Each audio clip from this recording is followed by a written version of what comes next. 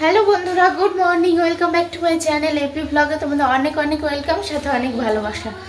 তো আমি স্নান করলাম, এখন বাজে 9টা। যাবো হচ্ছে বারের ঠাকুরের মন্দিরে পুজো দিতে। তো দুধ দিতে লেট করলো, ওর জন্য আরও লেট হয়ে গেল, নাহলে স্নান হয়ে গেছে অনেকক্ষণ, কাজ টাজ সব হয়ে গেছে, বাসি কাজ টাজ দিয়ে করে টোরে তারপরে স্নান করলাম। আজকে গরম জলে স্নান করেছি, মানে কাজ করে ঘাম পড়ছিল, তারপরেও গরম জলে স্নান করলাম, কারণ কি মাথা ব্যথা করছে 2-3 দিন ধরে ভীষণ। চলো এগুলো একটু রেডি টেডি করে নিই, সিন্নি টিন্নি গুলিয়ে টুলি, মাথা কেটে যাচ্ছে, সিন্নি টিন্নি গুলিয়ে নিয়ে তারপরে যাব। আর আমি যাব এখান থেকে ছেলেকে নিয়ে, ওখান থেকে আবার বনু যাবে। আর এবার আর বাড়িতে পুজো করা হবে না, কারণ বাড়িতে সবারই শরীর টরীর খারাপ, মারও ভীষণ শরীর খারাপ, ওর জন্য মন্দিরেই যাব। আর আমাদের এখানে একটা 22 মাইলে মন্দির আছে, তো সেখানে যাব না, বোনও যাবে যেহেতু, ওর জন্য আমাদের ওই দত্তপুলিয়ার মন্দিরেই যাব। ঠাকুর তো সব জায়গাতেই এক, তাই না? এই যে এত বড় ক্যানের মধ্যে 500 দুধ।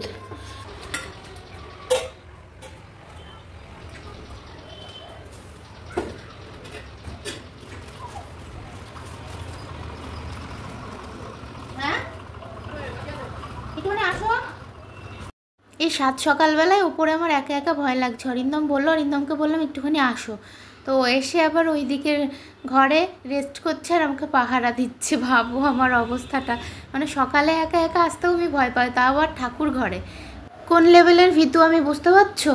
আমি জানি আমি কেমন ভীতু, মানে আমি হাঁটি তো মনে হয় কি আমার পেছনে বোধহয় কেউ আসছে, এসে আমার কাঁধের উপরে হাতটা রাখবে, সব সময় আমার এরকম মনে হয়, মানে আমি প্রচণ্ড ভয় পাই। তো যাই হোক, এখন তো আবার মানে ভূত ছেড়ে মানুষের ভয় বেশি হয়েছে, তাই না? তো এখন চিনিটা গুলিয়ে নিয়ে রেডিটা হয়ে তারপরে বেরোবো।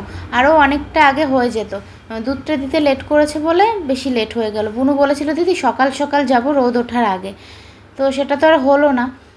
এই যে আমার সিন্নি গোলানো হয়ে গেছে, তবে সিন্নি আমি এই ফার্স্ট টাইম গোলালাম। প্রতিবার বাড়িতে যখন পুজো হয়, ও বাড়ি থেকে মা আসে, তারপরে মা এসে সিন্নি প্রসাদ গোলায়। তো ফুল, মোমবাতি, ধূপ সব রেডি করে নিয়েছি। ফুল আজকে অল্পই হয়ে গেছে, কারণ ঘরের ঠাকুরেও তো পুজো দেওয়া হয়েছে। আর ফল নেব এখান থেকে 5 ফল, ফলগুলো ধুয়েই রেখেছি।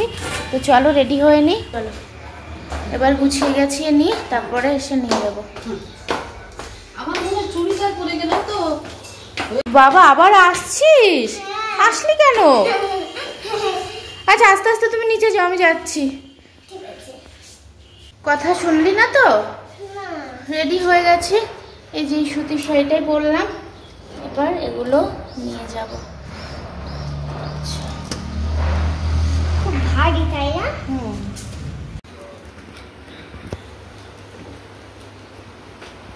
চলো মন্দিরে চলে এসেছি, এখন 10টা বাজে। তো মোটামুটি ভালোই ভিড় রয়েছে, একটা পুজো হলো বোধহয়, এবার আবার আরেকটা পুজোতে বসবে।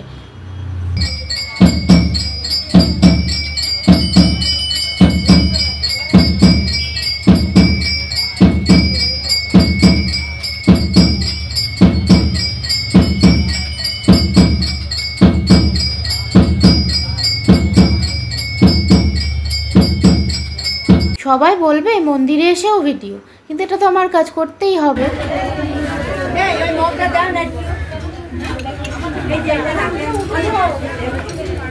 বাবা ডান হাতে নাও, হ্যাঁ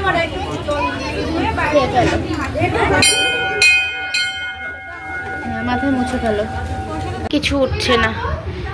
মা শরবত দিল।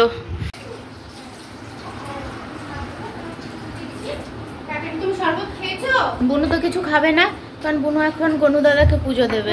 আর ছেলে হচ্ছে শরবত খেয়ে রুটি খেয়ে তারপর এখন গিয়ে গনু দাদাকে পুজো দেবে। মামা এখন করো না, ওর তো এখন আধ ঘন্টার বেশি পুজো দেবে তারপরে। হ্যাঁ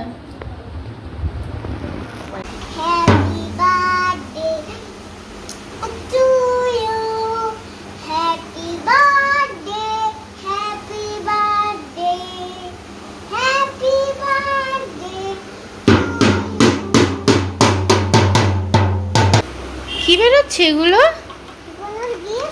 গনুর গিফট বেরোচ্ছে।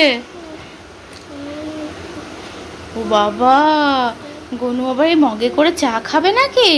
না, ও জল খাবে। ও আর কি বেরোচ্ছে ঝোলা থেকে দেখে? বাবা গনু আবার লেখাপড়া করবে। আঁকবে। ও আঁকবে, আচ্ছা আচ্ছা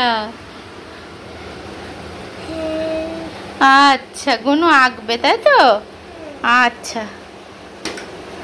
আর কি আছে এর মধ্যে?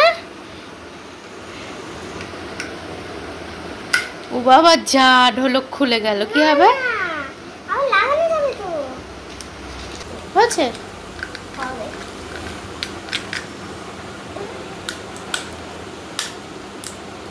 দাও, ওটা তোমার থেকে গনুকে দিলে? ওরে বাবা রে বাবা রে, গনুর কত গিফট। আর ঘন্টা বাজছে এবার। উফ বাবা কি রোদ্দুর, কি রোদ্দুর। এখন আবার বিছানার চাদর পাতবো। কালকে ছেলে 2-3 বার টয়লেট করেছে দুপুরে, মানে ঘুমের মধ্যেই। এই যে চাদর সব শুকিয়ে গেছে, সব শুকিয়ে গেছে। এখন তুলবো রোদ্দুরের মধ্যে। আর ওই পাশেও আরেকটা চাদর মেলা রয়েছে। এসে ছেলেকে স্নান টান করালাম, ছেলে পুজো টুজো দিল। হ্যাঁ দেখতে যাচ্ছি। এদিকে এই চাদরটাও শুকিয়ে গেল।